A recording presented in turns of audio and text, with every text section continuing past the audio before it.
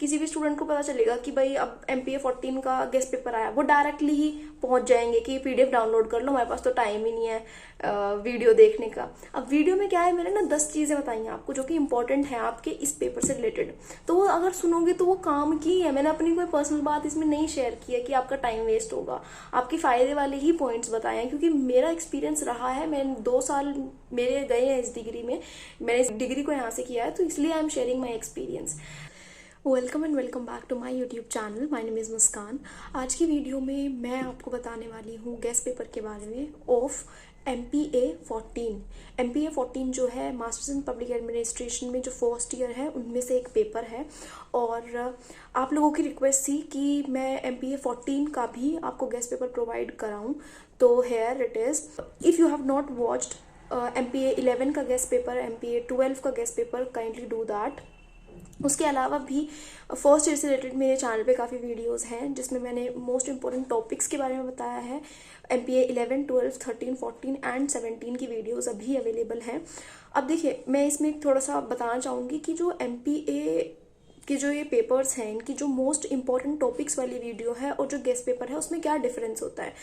Important topics जो होते हैं ना, उसमें डायरेक्टली आपको टॉपिक बता दिया जाता है कि फॉर एग्जाम्पल जैसे मान लो एडमिनिस्ट्रेटिव थ्योरीज हैं, उसमें मैंने लिखा हुआ है अलग अलग करके कि प्रिंसिपल्स ऑफ एडमिनिस्ट्रेशन बाय फियोल, गुलिक, उर्विक। उसके बाद लिखा हुआ है साइंटिफिक मैनेजमेंट थ्योरी, इस तरीके से। अब यही जो टॉपिक्स होते हैं ना, वही अल्टीमेटली जाकर आपका गेस्ट पेपर बन जाते हैं। गेस्ट पेपर में क्या होता है, आपको कोई 10 से 12 क्वेश्चन होते हैं एक तरीके से, वो वाले होते हैं जो मोस्टली रिपीटेड क्वेश्चन होते हैं इग्नू में। बेसिकली जस्ट अंडरस्टैंड दिस कि जिस पेपर में जितने टॉपिक्स और क्वेश्चन इंपॉर्टेंट हैं, just cover all of that अगर आपके पास ज़्यादा टाइम नहीं है पढ़ने का। तो without further ado let's just get into the video. तो जो MPA 14 है, अगर आपने इंपॉर्टेंट टॉपिक वाली वीडियो नहीं देखी है तो आप उसको देख सकते हो, आपकी हेल्प ही होगी। अगर आप MPA 14 की पढ़ाई करने जा रहे हो तो एक बार उसको देख लेना। मेरा एक टेलीग्राम ग्रुप है, वहाँ पर I do share few things जो मेरे पास अवेलेबल हैं इस कोर्स से related, masters in public administration at IGNOU, और थोड़ा बहुत गाइडेंस होता है, दैट्स इट। तो जो MPA 14 है उसके नोट्स मेरे पास पूरे नहीं हैं, जितने हैं वो मैं ऑलरेडी वहाँ पर प्रोवाइड करा चुकी हूँ। अब जो बचे हुए टॉपिक है आप ये कहाँ से पढ़ेंगे, और ये जो गेस्ट पेपर मैं आपको देने वाली हूँ इसको कैसे अप्रोच करना है, ये होने वाला है इस वीडियो के अंदर। तो जो बचे हुए टॉपिक है उनको अगर आप चाहो डायरेक्टली ChatGPT में लिखो from the perspective of masters in public administration, तो वो जनरेट होके आ जाएगा। If I had that much time तो मैं बिल्कुल कर देती, but somehow I am managing time and taking out time for making these videos and guest paper. तो अगर कभी टाइम परमिट करेगा फ्यूचर में तो obviously I will do that also for you. तो जो MPA 14 वाला पेपर है, इसके लिए जो मैंने आपको गेस्ट पेपर दिया है ना, इसमें 2-3 चीज़ों का आपको ध्यान रखना बहुत ज़रूरी है। पहला पार्ट है कि जो मैंने क्वेश्चंस दिए ना, ये एग्जैक्ट क्वेश्चन की फॉर्म में है। जैसे मैंने एक क्वेश्चन रीड करती हूँ कि what is strategic human resource management, ये क्वेश्चन है। अब इस क्वेश्चन के अंदर आपको कौन कौन सा पार्ट कवर करना है, जैसे कि स्कोप पढ़ना है या अप्रोच पढ़ना है, ये जो इम्पोर्टेंट टॉपिक वाली वीडियो है ना, आप ये वहां से देख सकते हो या तो, ठीक है। अदरवाइज जो मेरा टेलीग्राम ग्रुप है वहां पर MPA 14 इंपॉर्टेंट टॉपिक्स करके नाम से एक PDF पड़ी हुई है, उसको डाउनलोड करना। वहां पर आपको लिखा हुआ मिल जाएगा कि SHRM अगर आप पढ़ रहे हो तो उसके अंदर आपको स्कोप, अप्रोच, ये सारी चीजें करनी है। तो डायरेक्टली अगर ये क्वेश्चन पेपर आप देखोगे, ठीक है, तो आपको हो सकता है ना समझ में आए, क्योंकि इसमें नहीं लिखा है ना कि आपको क्या क्या कवर करना है। ऐसे तो वो है बिल्कुल ओपन है कि आप कुछ भी लिख लो इसके अंदर। अब आप अपनी अंडरस्टैंडिंग से क्या करोगे, डायरेक्टली या तो ChatGPT पे कहीं से अगर लिखा हुआ मिल जाएगा तो SHRM को पढ़ लोगे, यही करोगे ना।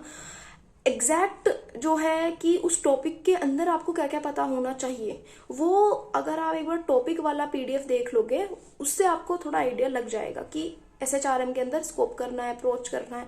अब मैं बताती हूँ वो मैंने यहाँ क्यों नहीं लिखा है, क्योंकि उससे ना क्या होगा, ये जो गेस्ट पेपर जो 12 क्वेश्चन बन रहे हैं ना, एक तो ये बहुत ज्यादा बन जाएंगे, ऊपर से हर क्वेश्चन जो है ना 4-4, 5-5 लाइन का होगा, क्योंकि एक टॉपिक जो है ना, जैसे SHRM है, जरूरी नहीं है उसका हर बार स्कोप ही पूछा जा रहा है, कभी कभी अप्रोच पूछ ली जा रही है। तो इसलिए मैंने उस पूरे को कवर करने के लिए यहाँ पे यही लिख दिया है कि what is strategic human resource management. तो इसलिए वो वाला देख लेना, इम्पोर्टेंट जो PDF है इम्पोर्टेंट टॉपिक्स का, और आपको ये पता चल जाएगा क्वेश्चन के अंदर कितना पढ़ना है और कौन कौन सा वाला पार्ट पढ़ना है, ठीक है। अदरवाइज अगर डायरेक्टली इसको देख रहे हो और यही क्वेश्चन कर रहे हो तो फिर मतलब प्रॉपरली पढ़ना होता है ना, तो that is what I was just telling you. तो एक तो ये वाली चीज ध्यान में रखनी है कि जब इन क्वेश्चंस को करोगे इन क्वेश्चन के अंदर कौन कौन सा पार्ट हमें कवर करना है, उसके लिए इंपॉर्टेंट टॉपिक्स वाला पीडीएफ है फाइल सेक्शंस में टेलीग्राम ग्रुप पे, उसको देख लेना और फिर ये करना कवर, ठीक है। उसके अलावा इस पेपर में एक चीज और इम्पोर्टेंट है, यहाँ ना टॉपिक्स बहुत सारे हैं, मतलब वेराइटी ऑफ टॉपिक है इस पेपर के अंदर, काफी सारे हैं। और बहुत मतलब ऐसे नहीं है कि अगर आप कोई 5 टॉपिक कर लो तो हो जाएगा, अगर आप कोई 7 टॉपिक कर लो तो हो जाएगा। तो इसके अंदर ज्यादा टॉपिक हैं, इसी वजह से जो मैंने गेस्ट पेपर बनाया है ना, उसके अंदर आपको क्वेश्चन में भी ना 2-3 पार्ट दिखेंगे।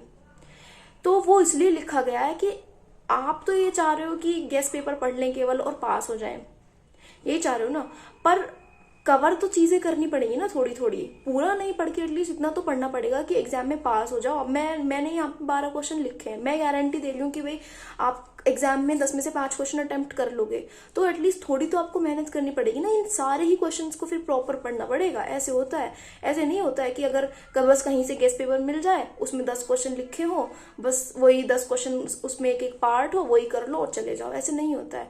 पेपर की भी अपनी अपनी डिमांड होती है। इस पेपर में मैंने क्लियरली बताया है कि यहाँ पर टॉपिक्स ज्यादा हैं, एक क्वेश्चन में 2-3 टॉपिक्स भी मिलके आते हैं, तो इसलिए मैंने जैसे एक क्वेश्चन पेपर बनाया है, आपको एक एक टॉपिक करना है इसका। इसमें भी अपना एक्स्ट्रा ऑर्डिनरी अप्रोच नहीं लगानी है कि भाई चलो ठीक है 12 लिखे हैं 6 कर लेते हैं, इन्होंने तो बोला ही था, गारंटी दी है कि 5 आएंगे ही, 5 कर लोगे। तो जो मैं बता रही हूँ उसको पूरा सुनो, ठीक है। तो ये वाला पार्ट मुझे इसमें ऐड करना था कि सारे ही कवर करने हैं। अगर ये वाला गेस्ट पेपर कर रहे हो तो भी, बाकी जो मैंने 2 गेस्ट पेपर दिए हुए हैं उनके भी एक एक क्वेश्चन का एक एक पार्ट कवर होना चाहिए, तब जाके आप कर पाओगे एग्जाम के अंदर। 10-12 क्वेश्चन कवर करने से ही वहां पे 5 अटेम्प्ट, ठीक है। तो ये एक अप्रोच था। बाकी जो इसमें क्वेश्चन लिस्ट किए हुए हैं मैं थोड़ा थोड़ा रीड कर दूंगी। बाकी अगर पीडीएफ चाहिए तो वो मेरे टेलीग्राम ग्रुप पे ऑलरेडी अवेलेबल है, आप वहां से जाके डाउनलोड कर सकते हो। मैं और यही सजेस्ट करूंगी कि बहुत बार क्या होता है, जैसे किसी भी स्टूडेंट को पता चलेगा कि भाई अब MPA 14 का गेस्ट पेपर आया, वो डायरेक्टली ही पहुंच जाएंगे कि पीडीएफ डाउनलोड कर लो, हमारे पास तो टाइम ही नहीं है वीडियो देखने का। अब वीडियो में क्या है, मैंने ना 10 चीजें बताई हैं आपको जो कि इंपॉर्टेंट है आपके इस पेपर से रिलेटेड, तो वो अगर सुनोगे तो वो काम की है। मैंने अपनी कोई पर्सनल बात इसमें नहीं शेयर की है कि आपका टाइम वेस्ट होगा, आपकी फायदे वाले ही पॉइंट्स बताए हैं, क्योंकि मेरा एक्सपीरियंस रहा है। मैंने 2 साल मेरे गए हैं इस डिग्री में, मैंने इस डिग्री को यहाँ से किया है, तो इसलिए I am sharing my experience. तो बाकी जितने इसमें क्वेश्चन है 12 क्वेश्चन है, हर क्वेश्चन के अंदर एक एक पार्ट करके है, तो वो सारा ही आपको कवर करना है। पहला क्वेश्चन है HRM और पर्सनल मैनेजमेंट के बारे में, इसमें सॉफ्ट और हार्ड वाला भी है। अभी सॉफ्ट हार्ड इस क्वेश्चन में लिखा नहीं हुआ है कि आपको सॉफ्ट हार्ड कवर करना है। जो डायरेक्टली इसको पढ़ेगा उसको तो पता नहीं चलेगा कि सॉफ्ट हार्ड इसमें कुछ है, क्योंकि मैं जो बता रही थी कि इंपॉर्टेंट टॉपिक वाली एक वीडियो है, वहां पर ये लिखा है हर टॉपिक के अंदर कौन कौन सा पार्ट कवर करना है। तो अगर उसको कर लोगे तो इजी रहेगा, क्योंकि HRM में ना मैंने यहाँ पे जैसे पूरा लिखा हुआ है कि डिफरेंशिएट बिटवीन HRM, उसके लिए पहले पता होना चाहिए कि HRM है क्या, HRM के अंदर क्या क्या पढ़ना है, ये पता चलाने के लिए आपको वो इम्पोर्टेंट टॉपिक वाली वीडियो PDF एक बार देखनी पड़ेगी, तभी तो पता चलेगा ना कि HRM में पढ़ना क्या है। ऐसे तो लिख दो ऑनलाइन, इतना सारा कंटेंट जनरेट हो जाएगा, क्या क्या पढ़ोगे। तो थोड़ा स्ट्रक्चर वे में पढ़ना है, थोड़ा ना स्मार्ट भी बनना सीखो। ऐसा नहीं है कि केवल गेस्ट पेपर मिल गया 10 में से 5 क्वेश्चन खुद कर लो यहाँ पे और एक्सपेक्ट करो कि वहां पे भी 5 हो जाएंगे, ऐसे नहीं होगा, ठीक है। तो फिर अगला इसमें पार्ट में लिखा है how to assess human resource management. Next question SHRM, जिसके बारे में इतनी देर तक मैंने अभी एक्सप्लेन किया है। फिर नेक्स्ट है concept area and approaches of human resource audit. जितने क्वेश्चन है ना यहाँ पे आप खुद से करना, मैं वीडियो के एंड में वो जो latest previous year question paper है एक बार वो भी आपको दिखा दूंगी। उससे अगर पुराने पेपर भी अगर आप उठा के देखोगे और इस केस पेपर को सामने रखोगे तो आपको समझ में आएगा कि मोस्टली टॉपिक्स ऑलरेडी इधर कवर्ड हैं। मैंने ये बिल्कुल नहीं कहा है कि वहां पे 10 के 10 क्वेश्चन आपको आ जाएंगे ये करके, क्योंकि जब आप लिमिटेड पढ़ते हो तो लिमिटेड ही कर पाओगे, पर 10 में से 5 हो जाएंगे, इस बात के लिए मैं बोलती हूँ। और एक इम्पॉर्टेंट चीज, कुछ क्वेश्चन ऐसे होते हैं जिनमें कॉमन सेंस लगाना होता है। जैसे एक अभी कुछ दिनों पहले मैंने आई थिंक MPA 17 का वीडियो बनाया है, जिसमें एक आ गया था क्वेश्चन कि वर्चुअल जो है way of teaching, basically zoom और ये सब, इनसे रिलेटेड कुछ क्वेश्चन था। अब ये क्वेश्चन उन टॉपिक्स में कवर नहीं था जो मैंने बताए हुए थे कि ये इंपॉर्टेंट टॉपिक्स है, पर ऐसा नहीं है कि आपको इसके बारे में कुछ नहीं पता है, क्योंकि वर्चुअल लर्निंग इतना ज़्यादा हुआ है कोरोना के टाइम पे, और अभी भी एक तरीके से कितना ज़्यादा बूस्ट हुआ है इस चीज़ में कि लर्निंग वर्चुअल आ रहे हैं, डिफरेंट प्लेटफॉर्म्स हैं, डिफरेंट कंपनीज हैं जो ये सब चीज़ें प्रोवाइड कराती हैं, और बिल्कुल रिवोल्यूशनाइज्ड हो गया एजुकेशन का एक तरीके से जो वे था। तो अपना कभी कभी कॉमन सेंस भी लगाना होता है कि क्या कोई क्वेश्चन ऐसा है जिसको हम अपनी अंडरस्टैंडिंग से भी कर लें, अगर वो टॉपिक वाली इंपॉर्टेंट टॉपिक वाली लिस्ट में नहीं है तो वो वाला पार्ट भी आप थोड़ा समझ के चलो। और इसमें आगे भी क्वेश्चन है, promotion method, principles of remuneration. Her question read करने का कोई ज़्यादा इसमें सेंस है नहीं, क्योंकि अल्टीमेटली आप पीडीएफ ही देखने वाले हो, वैसे भी सारे कवर कर लेना। जैसे इसमें पार्ट है what are various aspects of discipline and stress management. अब इसके अंदर कितना पढ़ना है कैसे पता चलेगा, वही जो मैं सेम आपसे पहले बोल रही थी, जस्ट डू दैट पार्ट। बाकी अगर इतने में कुछ डाउट हो तो do mention that in the comment section. और now let's just move on to discuss जो हमारा पेपर था इसके बारे में बात कर रही थी। पहला ही जो क्वेश्चन है वही एचआरएम के ऊपर है। अगले क्वेश्चन को देखते हैं। जॉब एनालिसिस वाला भी ऑलरेडी कवर्ड है गेस क्वेश्चन पेपर में। अगला जो क्वेश्चन है रिक्रूटमेंट के ऊपर है, ये भी कवर्ड है। नेक्स्ट है रिम्यूनरेशन के ऊपर, फिर उससे अगला मोटिवेशन और इंसेंटिव वाला पार्ट कवर है। अब जो मोटिवेशन है कि किस तरीके से वर्कर्स मोटिवेट होते हैं, तो ये भी आपको समझ में आ जाएगा जब जितने टॉपिक्स मैंने लिस्ट करे ना उनको पढ़ोगे, उसमें वर्कर्स के बारे में भी है, तो you can cover that part here. Next है management development, it is not directly there in guess paper. Next is workers participation in management, ये है वहाँ पर। और अगला है असेसिंग एचआरएम इफेक्टिवनेस, ये भी उधर कवर्ड है। नेक्स्ट जो क्वेश्चन है वो है आपका ह्यूमन रिसोर्स ऑडिट के बारे में, ये कवर्ड है गेस पेपर वाले टॉपिक्स के अंदर।